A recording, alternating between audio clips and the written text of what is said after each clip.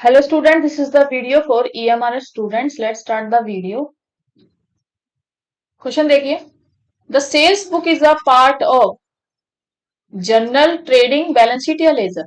तो sales book किसका part होता है? सेल्स बुक किसका पार्ट होता है? जर्नल का पार्ट होता है। ठीक है, क्यों?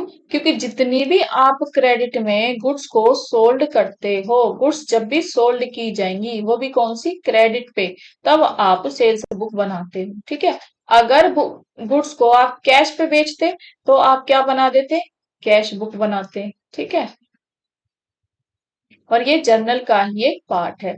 ठीक है, हाँ, अगर सेल्स अकाउंट होता है, यहाँ आपका सेल्स अकाउंट होता तो अकाउंट तब बनाया जाता है जब आप लेजर बनाते हो। ठीक है,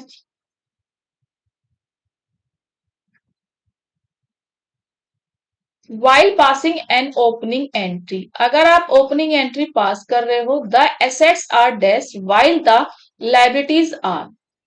जब आप ओपनिंग एंट्री करते हो तो आप जिस नेचर की एसेट्स होती हैं उन्हें वही करते हैं। ठीक है, एसेट्स का नेचर हमेशा डेबिट होता है, तो आप एसेट्स को आप यहाँ पे डेबिट ही करोगे। ठीक है, और लायबिलिटी का नेचर क्या होता है? लायबिलिटी का नेचर क्रेडिट होता है, तो लायबिलिटी को आप क्रेडिट करोगे। ठीक है, तो डेबिट क्रेडिट आपको इससे पहला ही आंसर है। लेकिन अगर यहाँ ओपनिंग की जगह क्लोजिंग दे दिया जाता, क्लोजिंग एंट्री, तो एसेट्स का नेचर डेबिट तो है लेकिन रिवर्स करते, फिर आप यहाँ क्रेडिट करते। ठीक है, और लायबिलिटी का नेचर क्रेडिट होता है लेकिन उसे आप डेबिट करते। ठीक है, अगर क्लोजिंग एंट्री होती है तो आप एंट्री को रिवर्स कर देते, जो भी आइटम है उनका नेचर से रिवर्स, लेकिन ओपनिंग में आप सेम नेचर रखते हो। Which account will be debited in case wages are paid for installation of machinery, अगर मशीनरी को इंस्टॉल किया है तो उसके लिए अगर आप वेजेस दे रहे हो तो क्या डेबिट करोगे? Wages, machinery account, installation account, wages account या कैश अकाउंट? देखो, जब भी इंस्टॉलेशन की बात आए, ठीक है, या फर्स्ट टाइम की बात आए, चाहे फर्स्ट टाइम पे आप ओल्ड मशीन ही क्यों ना लाओ, लेकिन अगर आपने पहली बार मशीनरी परचेज की है, चाहे वो नई हो या पुरानी, ऐसे समझ लेना जैसे घर पे पहली बार गाड़ी आती है, आपकी कार लेते हो, वेदर आप या तो वो ओल्ड है या न्यू है, कोई फर्क नहीं पड़ता, आप नारियल फोड़ते ही हो। ठीक है, पूजा भी करते ही हो। तो ऐसे ही समझ लेना कि चाहे नई मशीन आए चाहे पुरानी मशीन आए, ठीक है, जब आप ला रहे हो तो पहली बार जो आपने इंस्टॉलेशन चार्ज दिए हैं, इंस्टॉलेशन मतलब उसको यूज करने के लिए, यूज करने के, प्रयोग करने के लिए, चाहे वो आपने रिपेयर दी हो उस टाइम पे पहली बार या वेजेस दी हो, वो सभी मशीन की कॉस्ट में डाल दिया जाएगा। ठीक है, तो मशीनरी अकाउंट डेबिट हो जाएगा, तो राइट आंसर आपका क्या है? Machinery account. ठीक है,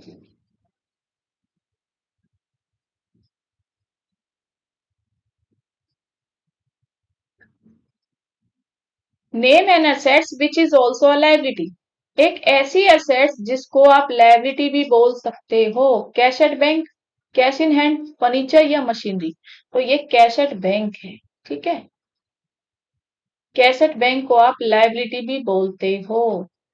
अगर आपकी सेविंग्स में जो अमाउंट है, ठीक है, जैसे 50,000, और जब अगर उससे ज्यादा आपने खर्चा कर दिया, बैंक परमिशन दे रहा 60,000 एक्सपेंस करने का, तो जो 10,000 रुपए का आपने पे किया है एक्स्ट्रा, तो ये पे जो है वो लोन आपको दे रहा बैंक, तो ये बैंक ओवरड्राफ्ट बन जाएगा। बैंक ओवरड्राफ्ट बन जाएगा जो कि एक लाइबिलिटी होता है, जो शॉर्ट टर्म में आपको पे करनी होती है। ठीक है, तो कैसे करें? विच of the following account will be credited on giving cash donation, अगर आप कैश में डोनेशन दे रहे हो, डोनेशन तो दे रहे हो लेकिन, ठीक है, डोनेशन में क्या दे रहे हो? कैश दे रहे हो, पैसा नगद दे रहे हो, तो cash account, purchase account, bank account, donation. ठीक है,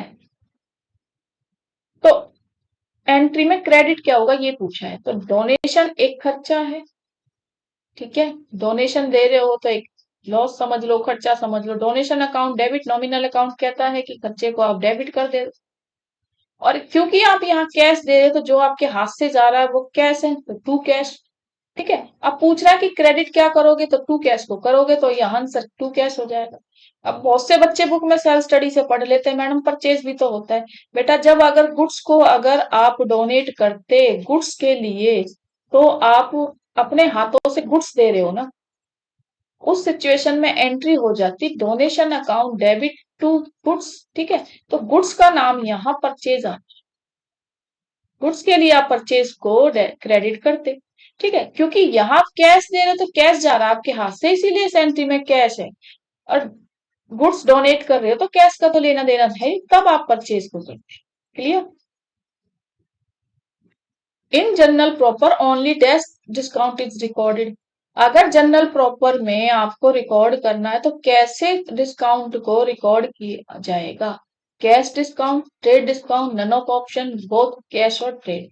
देखिए ट्रेड की तो आपकी कहीं भी एंट्री होती ही नहीं है, नो एंट्री। तो जहां जहां ट्रेड है वो तो ऑप्शन होंगे ही नहीं, बचा क्या? कैश। तो कैश अगर आप डिस्काउंट अलाउड करो, चाहे आप उसे रिसीव करो, चाहे मिल गया है या अलाउड किया है और वो डिसऑनर्ड हो गया है, तब भी ये सारी एंट्री कहाँ जाती है? जनरल प्रॉपर में। ये सारी एंट्री जनरल प्रॉपर में की जाती है। अभी जनरल प्रॉपर पे मैंने एक वीडियो डाली है, ठीक है, स्पेशल अकाउंट और कैश बुक, आप प्लेलिस्ट से निकाल के देख सकते हो, सारे कॉन्सेप्ट क्लियर हो जाए। नेक्स्ट देखिए, voucher is the prepared for. Voucher किस लिए प्रिपेयर किया जाता है? Cash and credit purchases, cash and credit sales, cash received and paid, या ऑल ऑफ दीज।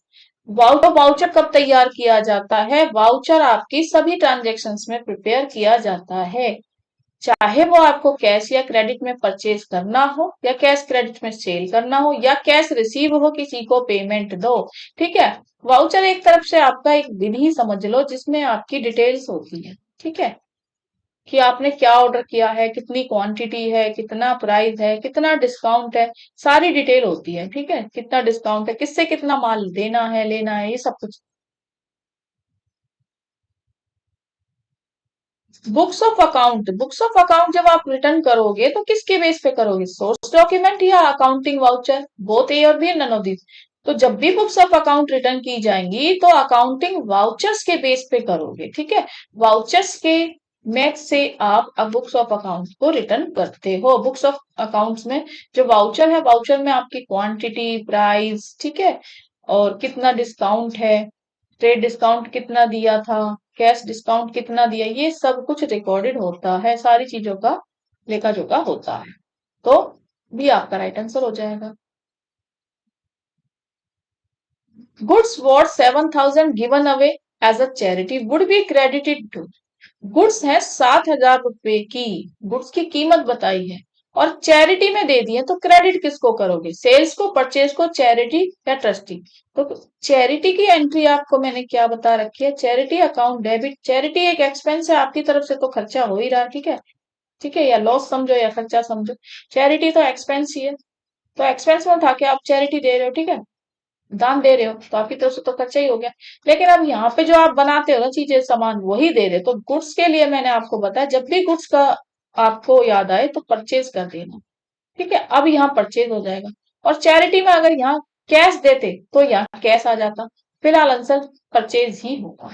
ठीक है, और यहाँ डेबिट पूछा होता तो चैरिटी डेबिट हो जाता, तब आंसर सी हो जाता। What are the total number of subsidy books available to record financial transactions? Subsidy books available होती हैं जिनमें आप फाइनेंशियल ट्रांजेक्शन्स को रिकॉर्ड करते हो, वो कितनी है? तो राइट आंसर आपका क्या है? 6 आपकी सब्सिडी बुक होती हैं। कौन कौन सी? Sales, sales return, purchase, purchase return. ठीक है, 1, 2, 3, 4, 5 होगी आपकी कैश और छठी होगी general. Name the transaction that is recorded in the books of cash simultaneously. Name ऐसी ट्रांजेक्शन का नाम बताना जिसे आप दोनों बोथ साइड रिकॉर्ड करते हो कैश बुक के। Contra entry, dual entry, double entry, single entry. तो कैश बुक में आप दोनों साइड यानी क्रेडिट में भी और डेबिट में भी, ठीक है, दोनों साइड क्या करते हो? एक तो आपने कैश से रिलेटेड एंट्री की है और एक दूसरी बैंक से। बैंक में पैसा डिपॉजिट किया हो, चाहे आपने बैंक से पैसा विड्रॉ किया हो, निकाला हो, दोनों केसेस में आप बैंक और कैश को डेबिट क्रेडिट करते हो, इसे कॉन्ट्रा एंट्री बोला जाता है। All the indirect expenses are close to, जितने भी इनडायरेक्ट एक्सपेंसेस होते हैं वो कहाँ क्लोज किए जाएंगे? पीएनएल में, cash flow statement, balance sheet या ट्रेडिंग। तो इनडायरेक्ट होंगे वो पीएनएल में जाते हैं, ठीक है, इनडायरेक्ट यानी आपके ऑफिस से रिलेटेड होते हैं, ठीक है। और जो अगर डायरेक्ट होते तो वो आपके फैक्ट्री से रिलेट होते, और फैक्ट्री से रिलेट होने की वजह से वो आपके ट्रेडिंग अकाउंट में जाते। Which accounting equation is incorrect out of the following? Liability is equal to assets minus capital. Assets is equal to liability minus capital. Capital is equal to assets minus liability. Assets is equal to capital plus liability. ये आपकी main है, ठीक है, ठीक तो यही है। Answer आपसे इनकरेक्ट पूछ रहा है। अब देखिए, अगर एसेट्स में से माइनस कर दें कैपिटल, ठीक है, तो लाइबिलिटी निकल जाएगी, तो ये भी ठीक है, ये भी ठीक है, और ठीक है। और एसेट्स में अगर लाइबिलिटी और माइनस कैपिटल, ये कभी नहीं हो सकता, तो यही आपका राइट आंसर है। और अगर आप इस कैपिटल को उठा के यहां रख देते हो तो एसेट्स में से ये माइनस हो जाएगा, ठीक है। A plus B is equal to C, तो पढ़ा ही होगा, सी की वैल्यू निकाल देते बी माइनस ए, ठीक है, इस तरह से। तो ये जब राइट आपको पता है तो इनकरेक्ट तो निकाल ही लोगे। तो इनकरेक्ट फिलहाल यहाँ आपका कौन सा है? इनकरेक्ट बी है। एसेट्स कभी भी लायबिलिटी माइनस कैपिटल नहीं होती। Rent of proprietors house paid from account on cash will, rent दिया है प्रोप्राइटर ने प्रोप्राइटर हाउस का, और अकाउंट से दिया है कैश में, तो इससे क्या फर्क पड़ेगा? पहली बात तो प्रोप्राइटर का हाउस उसकी निजी संपत्ति यानी ड्रॉइंग्स अकाउंट है, ठीक है। और ड्रॉइंग्स के केस में क्या होगा? जो कैश गया है वो कैश तो कम होगा बिजनेस से कैपिटल भी उसकी कम होगी। पैसे लगा रहा है तो कैपिटल बढ़ते हैं, कैपिटल में से अगर पैसे विड्रॉ कर रहा है पर्सनल ड्रॉइंग्स के लिए, ठीक है, विड्रॉइंग कर रहा है तो फिर वो कम होगी। तो डिक्रीज द प्रॉफिट, प्रॉफिट पे कोई असर नहीं पड़ेगा। इंक्रीज द प्रॉफिट, इस पे भी कोई फर्क नहीं। Reduce the capital of the business, business की कैपिटल कम होगी, हाँ हो सकती है, लास्ट ऑप्शन देख सकते हैं। Reduce the cash as well as capital of the business, cash भी तो कम होगा, दो इफेक्ट होते हैं ना, कैपिटल भी कम होगी, तो ये बेस्ट है, डी के साथ जाओगे। A ledger is called a book of, ledger को आप क्या कहते हो? Secondary entry, primary entry, final entry या नन ऑफ दिस? लेजर होता है आपका सेकेंडरी एंट्री, क्योंकि जर्नल होती है आपकी प्राइमरी। पहली बार तो आप जनरली करते हो, ठीक है, जिसे आप प्राइमरी बोलते हो, फिर उसके बाद लेजर बनाते हो जिसे आप सेकेंडरी बोल सकते हो, ऐसे याद रख लेना। Which of the following equation is correct? Assets plus liability is equal to, assets plus capital is equal to liability, assets minus liability is equal to capital, assets plus liability is equal to capital। तो right answer क्या है आपकी? ठीक है, capital निकालनी है तो assets में से लाइबिलिटी माइनस कर दो।